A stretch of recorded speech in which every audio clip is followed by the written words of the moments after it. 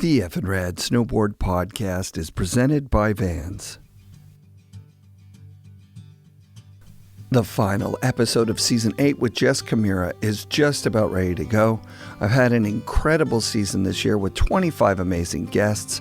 I added a YouTube video component. I visited High Cascade Summer Camp and Blaise Boot Camp. I got to ride epic Tahoe Powder with Dave Downing, the Hatchett brothers, and Corey Achtoong. I rode Bear Valley with Blaise and Sione, and Roach and his ripping son Ryder. Designed and built a custom wired board with Rob and Peppe and with artwork by the great Cas Nahui. And I just got a bluebird pow day at Mount Baker with Anson, who was one of the very first shredders I met at Boardroom way back in 1993. As always, no one knows what'll happen next season. Will it start early? Will there be tons of snow? Who knows? One thing's for sure, I'll be back with Season 9 starting November 1st with some amazing guests. I truly want to thank all of the listeners who reached out this year. You're the reason I do the show. And I'll be thanking all the sponsors after this intro. They're the reason I can do the show. So enjoy this season recap. I'll miss you.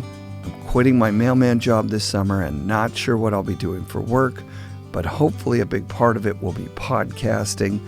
I'm nervous and excited to follow this new path.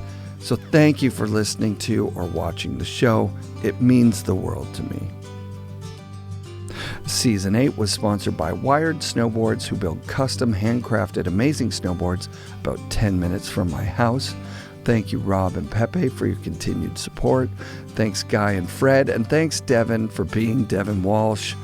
And On Optics make absolutely the best goggles in the world, and I appreciate their support so much. Burton's the company behind Anson, and they've been supporting snowboarding for way more than 40 years. I'm proud that FNRad is sponsored by such an iconic company. The Boardroom Snowboard Shop is still going strong as Vancouver's premier snowboard shop, carrying everything you need for all types of snowboarding. Their online shop, boardroomshop.com, ships to Canada and the US and is awesome. Check it out. Ken Achenbach sponsored the show this year with the Pro Standard GoPro accessories. Find an epicagent.com. This place is awesome. Ken Ach Real Estate and his daughter's band, Kaya J and the Drink Tickets. Ken's the most enthusiastic snowboarder I've ever met, and he was a part of so much snowboarding history. It's just nuts. Thank you, Ken, for supporting FNRad. And Tribute Board Shop was established in Nelson in 2003. The name is a tribute to Craig, so you know they've been supporting snowboarding culture since the beginning. Check out the Tribute Lounge on YouTube and make sure you subscribe. Check out tributeshop.ca for epic snowboard, skate, and lifestyle gear. Thank you, Mark Fawcett and Shane Johnson, for your continued support of the show and the community. Love you guys. I'm so stoked to have such amazing people sponsor the show. Dakine, Grouse Mountain, Mount Seymour, and Volcom all supported FNRad this season with essential gear for me to get up the mountain. Thank you to Mike Costigan and Brian Shaw from Dakine. Marcus at Grouse is making amazing things happen up there. Keep up the stellar work. Thank you, Seymour, and thank you, Tyler Element from Volcom, for keeping me in the fresh Gore-Tex Volcom gear. These are great partners to work with. Thank you all for your support. Here are some highlights from Season 8. And I think, what we were talking about is people who are like, oh, they were a pro snowboarder and now they're professional fishermen, or they're right, you say, like they're really into mountain biking.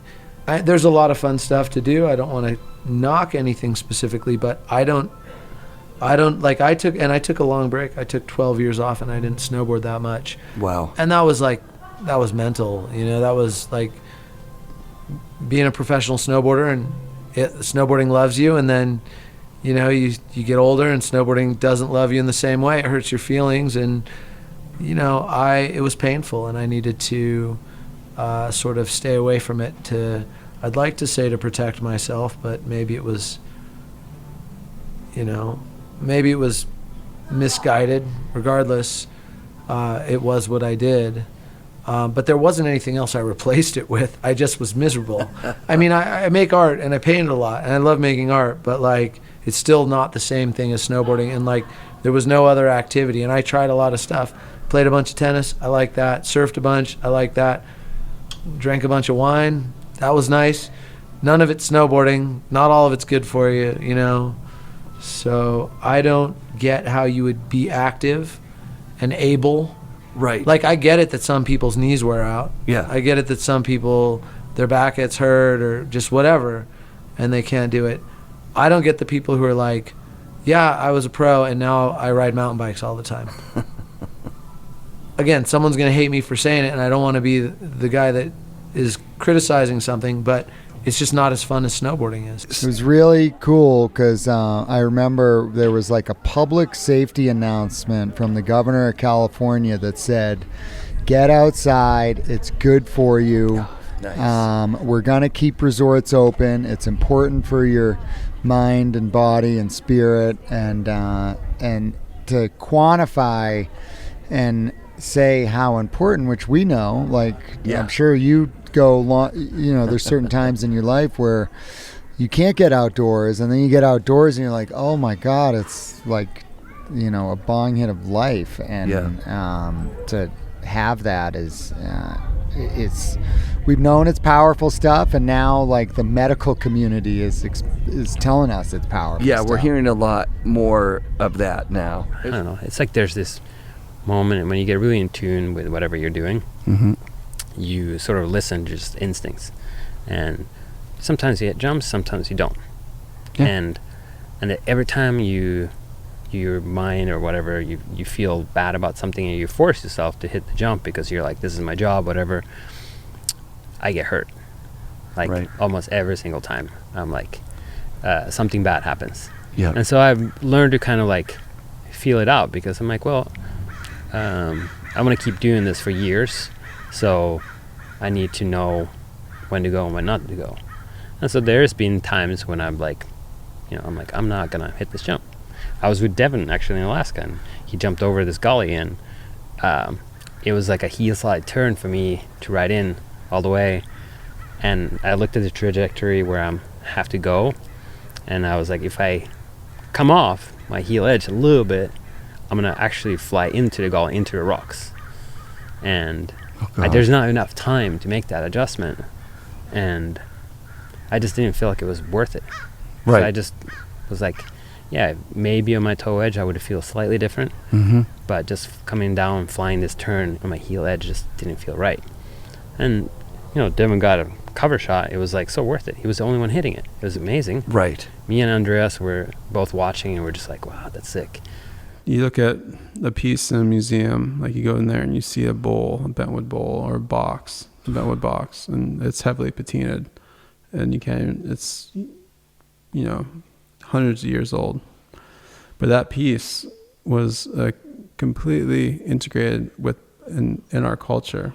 You know, that box, the ones that are carved, been painted, those are typically owned by high-ranking chiefs of a clan. And we'd store our sacred ceremonial items in those bentwood boxes. You know, the foundation for our culture is our kuik, which is our potlatch. That was when you'd see, that's like the central nucleus for our culture. You know, a kuik. Kuik means to give. And so you'd host a kuik, and, you know, the art form is on its true stage. You'd see the true intention of the art form on display. You know, the masks were worn, the beautiful bowls were used to serve food to everyone that came there. And the bentwood boxes would hold our sacred ceremonial objects. It's called our atu, whether it be a clan hat, or they'd bring it out and wear it just for that occasion. You know, then colonization, the first thing they did was ban the kuik. Yeah. You weren't allowed to do that anymore. You weren't allowed to sing songs. You weren't allowed to celebrate your culture, you know. And a lot of the atu, those pieces were just taken. Oh. You know, pieces that had been within the clan for generations, you know, scattered all over the world. And so, you know, that's another reason, another piece of, you know, why I do what I do. I want to bring it back. I mean, I know that there are a lot of people have conspiracy theories about Big Pharma and everything Absolutely. else. But trust me, you don't want an 18-inch scar down the center of your chest. It sucks. Right. I'm super glad that my life is going to get a whole bunch better right now. Yeah. But going through what I went through in the last year sucks. Yeah. And I didn't have to. How could it have been different if you would have gone for screening in your 30s? In my 30s, even in the beginning of my 40s. Okay.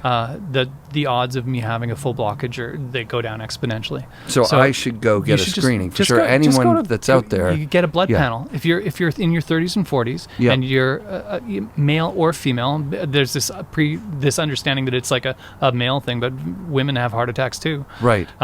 And you should know what your cholesterol is. Okay. If you have genetically high cholesterol, it will show up right away. It's not like because you had a burger and fries last night, it's going to look higher. Right. It doesn't work that way. Right. It's like it will show up in your and they'll start you on a program. At that age in snowboarding, with the accessibility of cameras and it being cold, and you also getting to ride only weekends because your resort's only on the weekends, you don't film.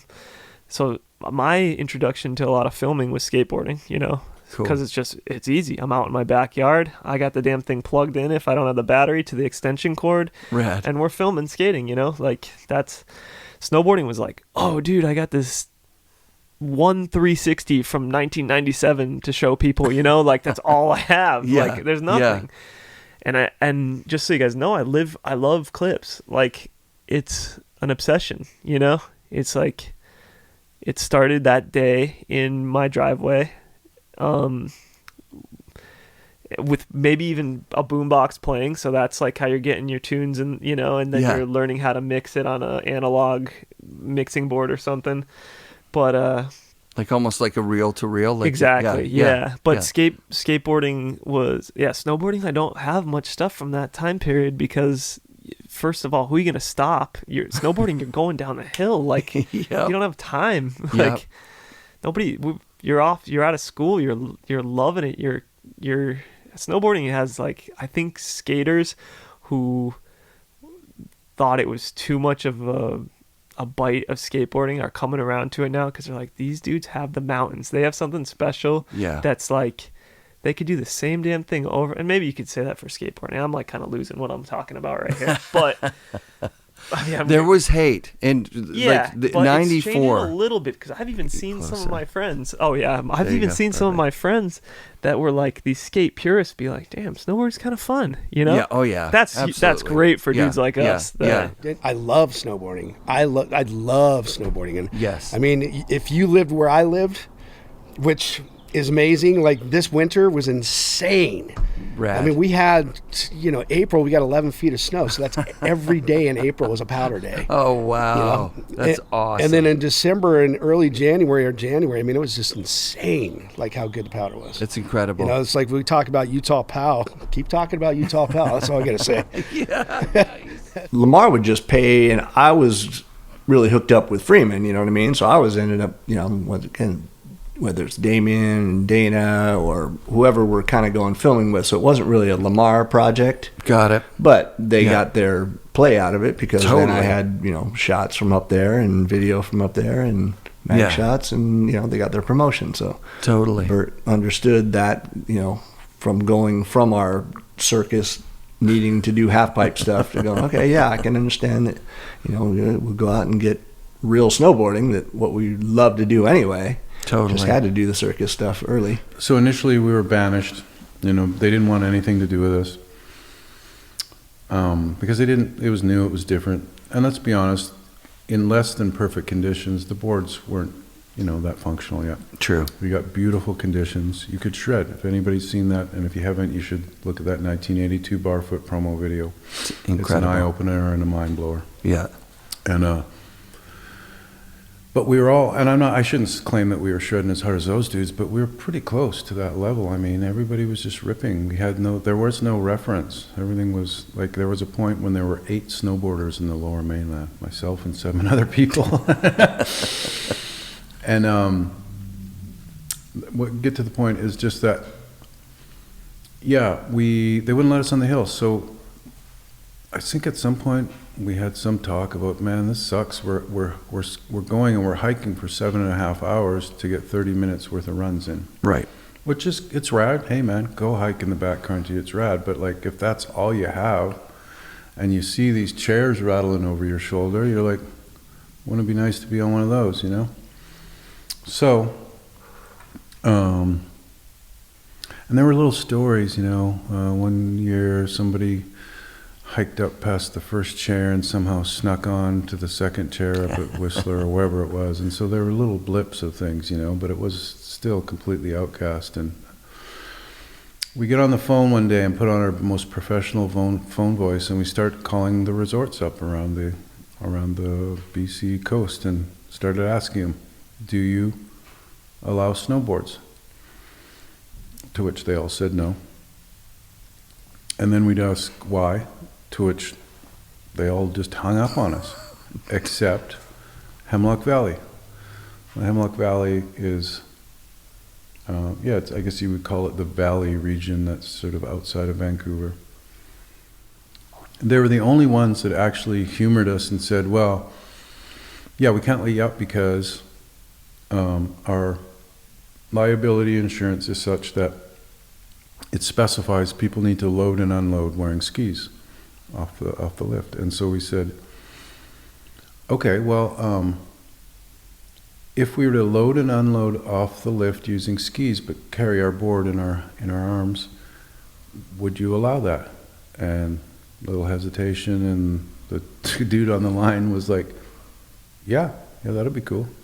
Wow. We were like, bing, you know, it was like trying to like not act too excited, but like, okay, what days are you open? Tech 9 got selected to go to the Transworld like team shootout. Cool. And they were like, hey, we need a fourth dude. What's up with DC? Are they putting you on or not? We're going to Montreal tomorrow. Do you want to go on this trip and go film for the team shootout? So it would be board and bindings, Tech 9 everything. Stuff. Yeah, and Nomis outerwear. And Nomis, right. And so I was like, fuck it. Yep, here we go. I'm riding for Tech 9 now. And yeah, went to Montreal and ended up it being awesome. We won the Transworld team shootout that year. And wow. I was the one that ended up getting the cover of Transworld from that. Yeah. Congrats, and I was just like, and it was crazy because like Capito was also in it, and like Scott Stevens was there, Kel Zima, all those dudes. And I'm thinking like one of them for sure. And when they like revealed the cover, I was like, oh my God, like I was losing it. Yeah. That so was like, sick. Yeah, that was. Where was the reveal? At the offices. Yeah. In SoCal. They had like the big like Transworld team shootout like awards, and we didn't know that we had won, but like they were hinting because we weren't really sure we were going to go down there. And no, you guys need to come down here. Like, yeah, dope. Okay, but I certainly didn't think it was going to be me. I thought it would be Dylan or Jonah Owen or Derek Dennison, one of those guys, not me. So when it happened, I was pretty hyped. But and that's when I was like, well, I guess I made the right choice of going to Tech 9. For me, I felt like the only thing holding me back was my skin was the only thing holding me from bursting into the rainbow. Like that's what it felt like. And so I felt like I was going to just be absorbed into everything. And it wasn't just the heavens or the clouds and the rainbow. Like I was going to be absorbed into the dirt under my feet. Like it was everything. And so I really was like, okay, I get it. Like nature has this power and we are connected to it. And so if we ever feel disconnected from this world or disconnected from ourselves, like nature is the place to go. Like 100%. I feel like I can reset at any time by getting out and connecting with, I mean, why wouldn't we be that connected to it? We're all here to share energy. Like why wouldn't we also be sharing energy with nature? Yeah. When we started Robot Food, it was more of just based around like we were just frustrated with the lack of control that we had over the creativity of one, not so much of our snowboarding, but like the way our snowboarding was portrayed. Yeah. And that's like via music or like the way the edits ran or whatever. And you know, like, and I think for the time, you know, Standard did a great, I mean, they were amazing. They always have a place in history. Their films were great. Yes. But they were always pretty cookie cutter in a way of like how they approached it. TB4 is the same approach as TB8, you know, like, so it was just kind of like the same kind of formula. And we were just tired of it. So I remember we were in Hemswood all together. And it was like Jess Gibson, who was filming for the time for Standard. And then it was like UC and Johnny Makinen, myself, Travis, and I think Ingelsman was there maybe, and then and I'm probably missing some other people. I think Pierre Whitberg or something like that, because we were in Hims at all. We just had like this meeting of the minds kind of thing, like this, hey, we're gonna revolt basically. Wow. And we talked about building, hey, we should do our own thing. And it was more based around like just creative freedom of being able to like control the music, control like the just every aspect of it, and the filler, the vibe, the way the parts are laid. And we wanted to have fun. Out. We didn't want to like hotbox the editing room. We just wanted to like do as much as like just create a lot of fun things and let our personality shine a little more. The first real trip we went on, the first kind of like travel adventure, we drove Artie's truck out to Jackson Hole, and we were out there, and it was some other like kind of co-project with a couple other skiers. It was like Kevin Andrews and Griff Davis, and we're like, we knew him from Tahoe, like from Squaw and Tahoe, and those guys were great. And it was like, we've never really been on a trip with skiers, like they do their thing, we do our things. Yeah. So we drive out there. Graham and I are in the back of the truck, like in the back of the truck, like Graham's just drinking beer. I'm like, dude, that fucking beer's cold. Like, you want a beer? I'm like, no, I want a fucking something warm. I want a fucking blanket. Yeah, nice. And so we just went all in the back of the truck the whole way. Fuck. It was fucking roots. And so we get out there and we finally could stay in a hotel, and I was like, turn the heat on. Yeah, I did a bunch of Arctic Challenge. We did, I think I was part of 9 X Games, and holy shit. Did the 1 Olympics. I think I only actually was able to ride in half of them because half of them I was injured. Yeah. Including the one I got injured right for the Olympics, and I couldn't practice at all. I tore my Lis franc. What is that? It's a ligament that holds the bones in the middle of your foot together. Oh, God. And I ripped it apart, so the doctors wanted to send a screw through the middle of my foot. Yeah. I'm like, no, I got to drop in the half pipe in 12 days. Yeah. So, and I couldn't even walk. So I showed up on crutches, and they tried to pull me from the team. I'm like, I'll sit on my snowboard and go down. I worked hard to get here, which is super selfish, I'll admit. They had Ross Powers is there to take my place if I couldn't ride. Oh, poor Ross. I know, after winning in 2002. Yeah. And I was just like, I'm riding. Actually, the day of, I took one practice run. Like, we're good. Next run, qualified 3rd.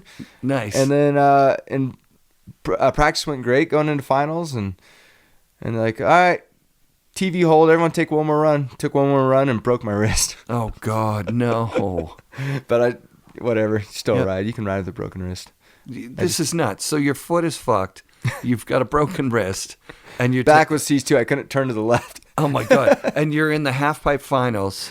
Yeah. In Torino. You can push through anything for a few minutes.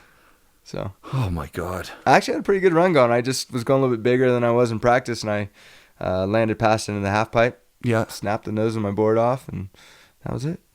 Wow. Property was a big point. Like, I was 33, and I was like, well, okay, I have this dream, as a kid, and am I going to do it, or am I going to not do it?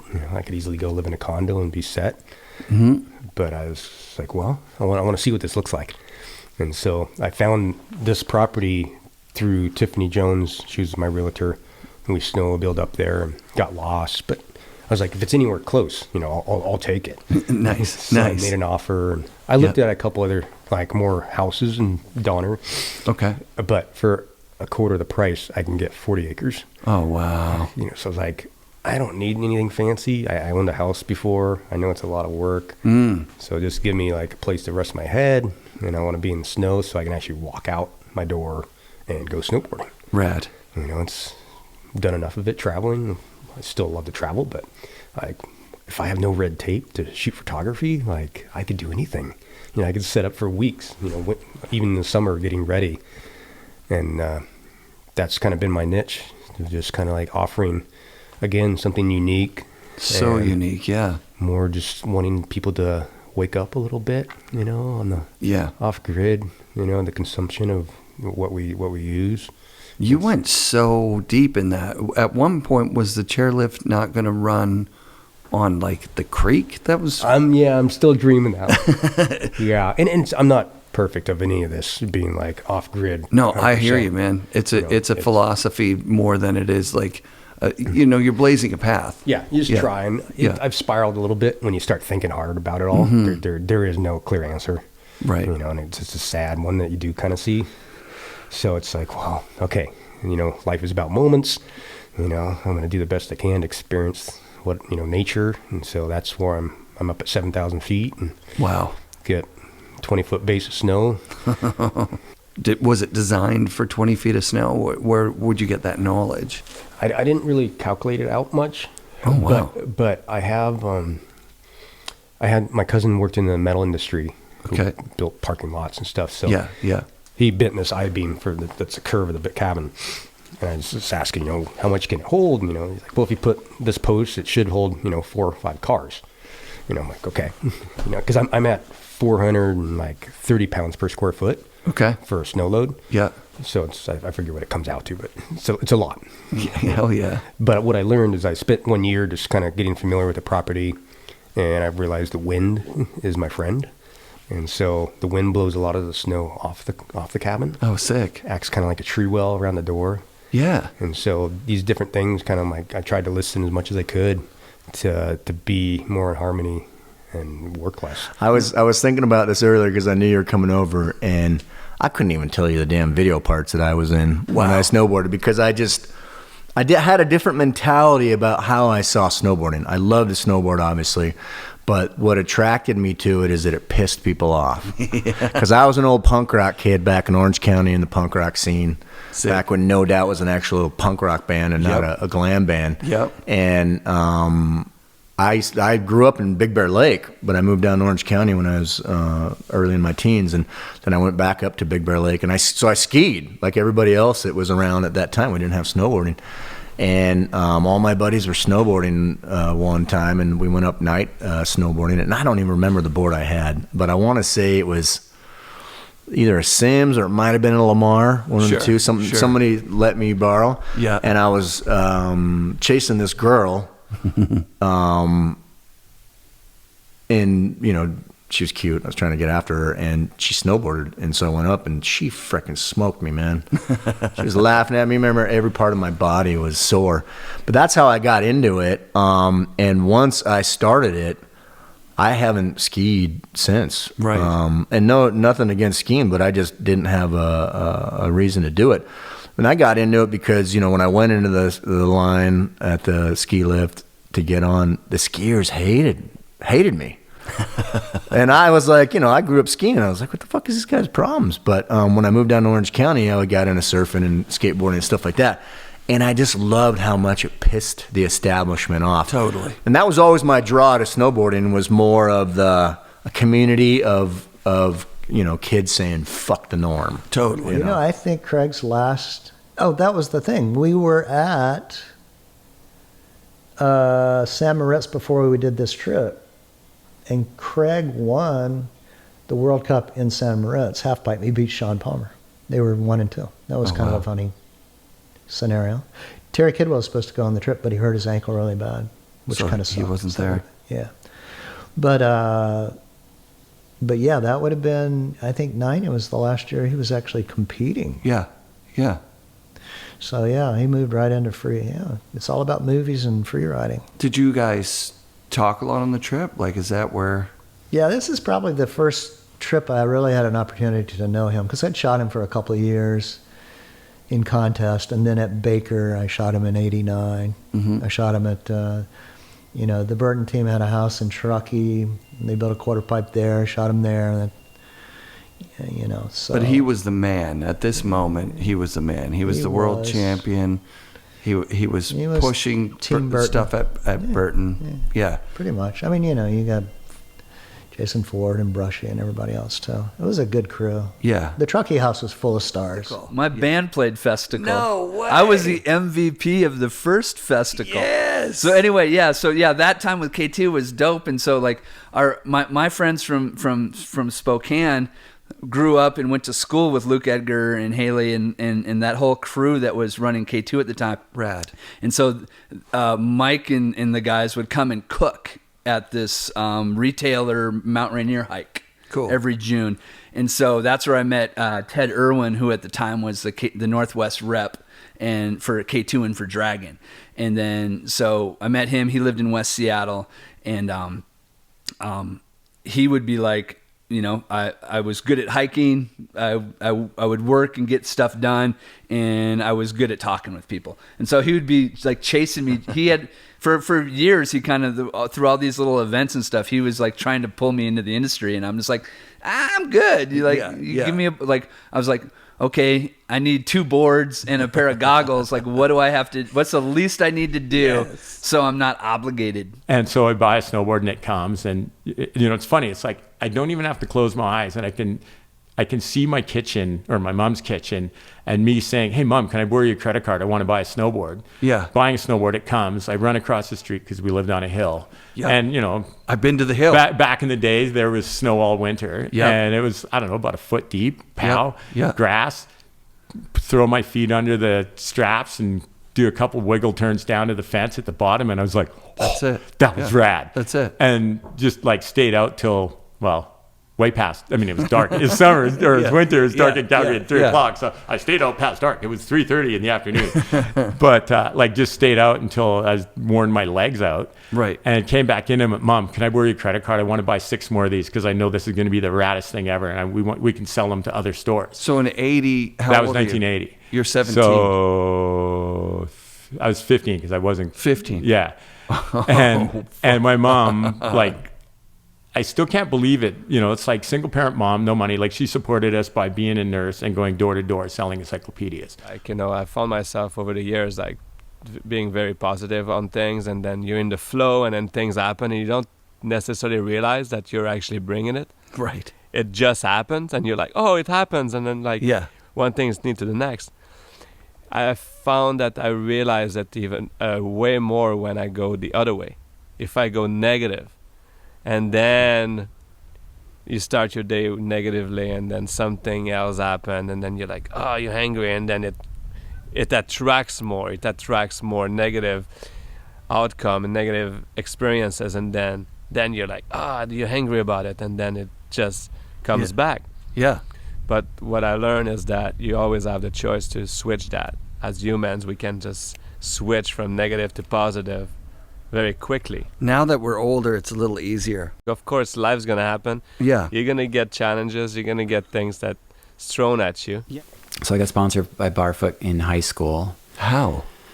Andy Coughlin basically vouched for me. So I was competing, and you know, you go from these things where you just want to snowboard and do it and learn how to do it, and then you go to these contests because it's like, oh, I want to go to the contest and see other people and see how I do, and you get results, and they're marginal. And then you're like, I want new equipment, but it costs money I don't have. So if I can get it for free, we'll get sponsored. And in my high school, the Halls, Steve and Greg Hall lived there. Greg was on the first Burton team.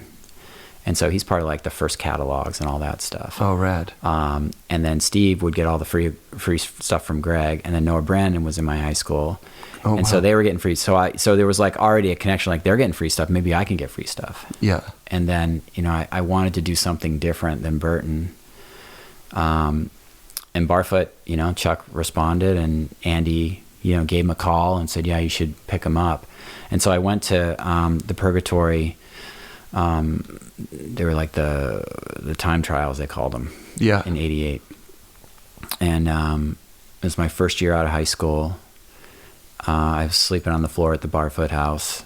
Oh, wow. Like Chuck and Ernie and Evan and all those guys? Well, it was a team house. Yeah. So it was like Estes and, you know, some of those guys. And so I was sleeping on the floor there, and then riding the pipe, Steve Hall, my friend, comes up and says, hey, Jake asked me if you want to ride for Burton. And I'm like, get out of here. I'm like, I'd die to ride for Burton. He's like, well, I'm like, you're kidding, right? And he's like, no, I'm serious. And so I went down and talked to him. I talked to John Yusko, who's the manager. And next thing I know, I'm reading a contract and, you know, moving over for product. Amazing. Yeah. Product and incentives. I think when I was younger as an artist, I was more worried about what people wanted and maybe working towards what people wanted. Mm-hmm. And then I just started working in what I wanted to see. Right. And even though you do make art for people, I think it's important as an artist to be able to go, you know what, I want to see that art. You know, I want to do that thing, because then you're going to get the best out of it. Totally. You're going to produce your best artwork. You're going to, like when you do commissions for some brands or whatever, sometimes they put too much on you that they go, oh, can you just change this? Can you just change that? You know, well, no, because that's my artwork, and you're just commissioning me just to make art for you now, because you can't paint a picture. Right. You know? Right. Not in a dickhead way, but like that's how sometimes it feels like, wait a minute. Yeah. You just want to draw a picture, but you don't know how to do it, so you're going to get me to do it. And change it so how they want it exactly. I went up to Canada to go try to find a cliff to launch off, right? Yeah. So I bought my old snowmobile back from Thin Air Motorsports in Truckee. He had bought my snowmobile for like $2,000, and he wanted to put it up in his shop because it was the one I had backflipped, right? Oh, rad. So I said, hey man, can I buy the sled back from you? And I want to take it up to Canada to go do the snowmobile base jump.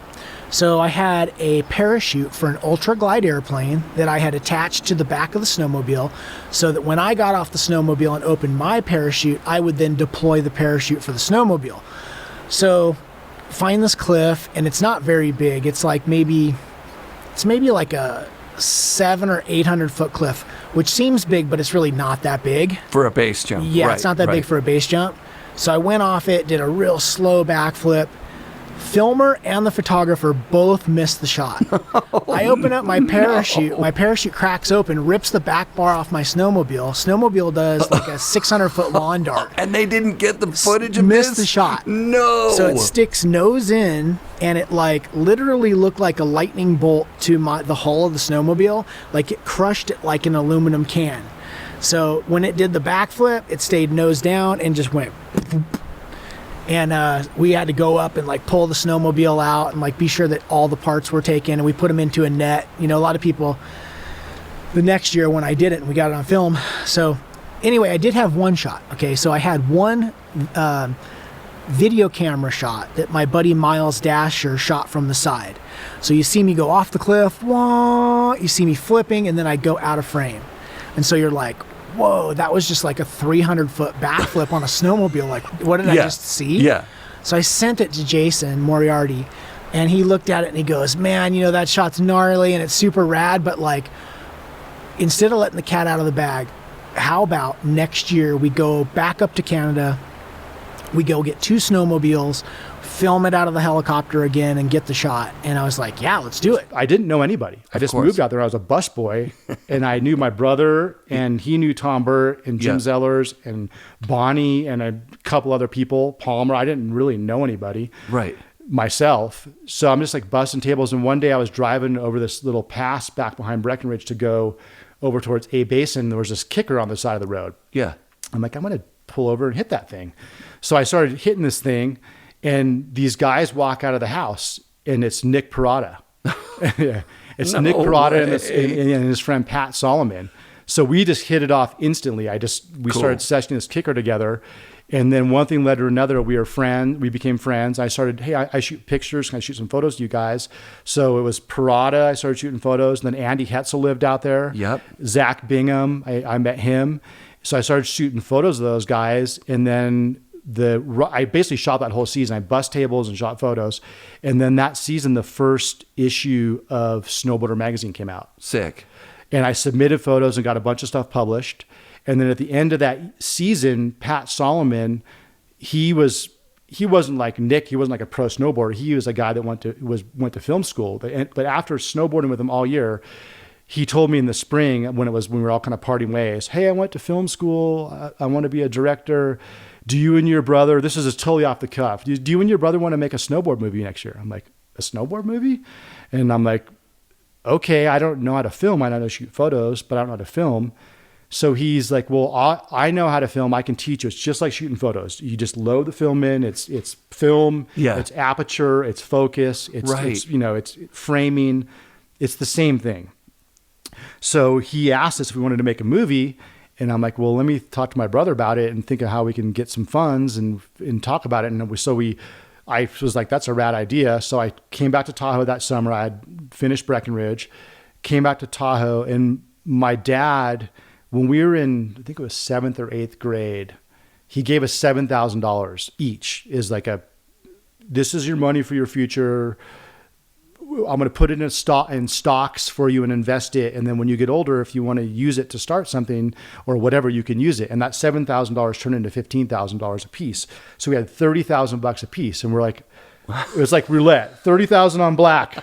Let's make Totally Bored. Like, I went on a lot of trips with some really great filmers who were really awesome. I went on a lot of trips with filmers who did not want to get out of the van to film my thing and were not shy about telling me that, and or being like that, just not getting out, or like when they're filming you and they're just like on their phone the whole time and you're like dropping, or it's just like, and this isn't like me making something up because I feel it in my mind. I'm an emotional girl. Like, this is fucking legit. And I would fucking be like standing on the drop-in ramp, or like I would usually just like try something like absolutely insane and like get tacoed on the rail, but just like almost do it. And then they'd be like, oh yeah, maybe. But what I'm saying is, it wasn't just like, oh, I'm running a risk here. It was more like, the next trip, this filmer's filming me, and these dudes are like giving me a bro tow into this rail. The next trip, it could be like the other one that I went on where no one would get out of the van to help me, even though I would like shovel for everyone and fucking hustle and stay out in the cold and get frostbite just to like make sure that I was helping them, and just hoping that they would see that, and that when it was my turn finally, they would do that. And then they wouldn't, because not because they're bad people, but just because they don't care and they're not paying attention to me because I'm not in their fucking squad or whatever it is, right. Or their idea is like that I don't really know what I'm doing. So they're just not even thinking about you in any way, shape or form, even though you're a rider on the trip.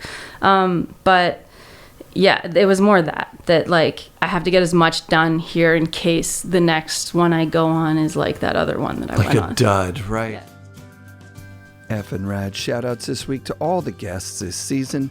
Thank you to all the sponsors, and thank you to all the listeners. You guys are the best. The FNRad Snowboard Podcast is presented by Vans and brought to you by FNRad Snowboarding.